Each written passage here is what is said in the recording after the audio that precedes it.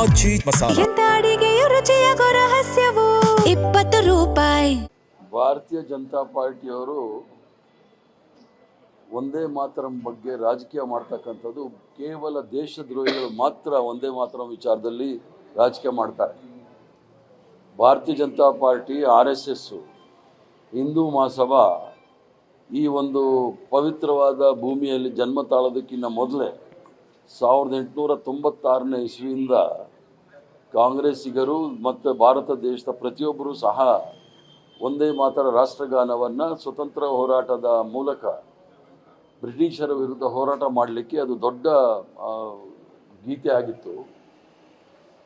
ಅದು ಮೊಟ್ಟ ಮೊದಲನೇ ಬಾರಿಗೆ ನಾನು ಈಗಾಗಲೇ ಹೇಳಿದ್ದೇನೆ, 1875ನೇ ಇಸ್ವಿಯಲ್ಲಿ ಬಂಕಿಮ್ ಚಂದ್ರ ಚಟರ್ಜಿ ಅವರು ಆ ಒಂದು ಒಂದೇ ಮಾತರಂ ಗೀತೆಯನ್ನು ರಚಿಸಿದಾಗ ಕೇವಲ 2 ಪಂಕ್ತಿ ಇದ್ದಿದ್ದು.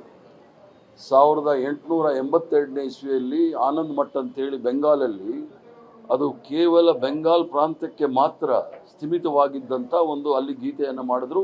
ಅದು ಕಾದಂಬರಿಯ ರೂಪದಲ್ಲಿ ಮಾಡಿದ್ರೆ ವಿನಃ ಅದು ರಾಷ್ಟ್ರಗೀತೆ ಅಂತ ಮಾಡಲಿಲ್ಲ. ಅದನ್ನು ನಾವು ಕಾಂಗ್ರೆಸ್ ಪಕ್ಷದವರು 1896ನೇ ಇಸ್ವಿಯಿಂದ 2 ಪಂಕ್ತಿ ಮಾಡ್ತಾ ಇದ್ದಿದ್ದು.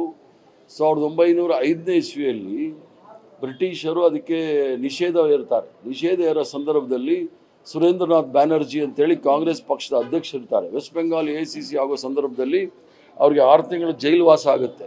ಅದ್ರ ಜೊತೆಗೆ ಬಿಪಿನ್ ಚಂದ್ರ ಪಾಲ್ ಅಂತಲೂ ಸಹ ಸ್ವತಂತ್ರ ಹೋರಾಟದವ್ರು ಇರ್ತಾರೆ, ಅವ್ರಿಗೂ ಸಹ ಜೈಲಾಗುತ್ತೆ. ಯಾವುದಾದ್ರೂ ಒಂದೇ ಒಂದು ಹೆಸರು ಹಿಂದೂ ಮಹಾಸಭಾದವರಾಗಲಿ RSS ಅವರಾಗಲಿ ಯಾರಾದರೂ ಒಬ್ಬರು ಆ ಒಂದು ಜೈಲಿಗೆ ಹೋಗಿದ್ರಾ ಅಂತ ಕೇಳಿ ನೋಡಿ. ಎಲ್ಲರೂ ಸಹ ಬ್ರಿಟಿಷರ ಏಜೆಂಟ್ ಆಗಿ ಸ್ವತಂತ್ರ ಹೋರಾಟದ ವೀರರ ವಿರುದ್ಧ ಇದ್ದಂಥವ್ರು. ಅದೇ ಬೆಂಗಾಲ್ ಪ್ರಾಂತ್ಯದಲ್ಲಿ ಶ್ಯಾಮಾ ಪ್ರಸಾದ್ ಮುಖರ್ಜಿಯವರು ಮುಸ್ಲಿಂ ಲೀಗ್ ಜೊತೆ ಮಂತ್ರಿಮಂಡಲದಲ್ಲಿ ಅವರು ಹಣಕಾಸು ಸಚಿವರಾಗಿದ್ದರು.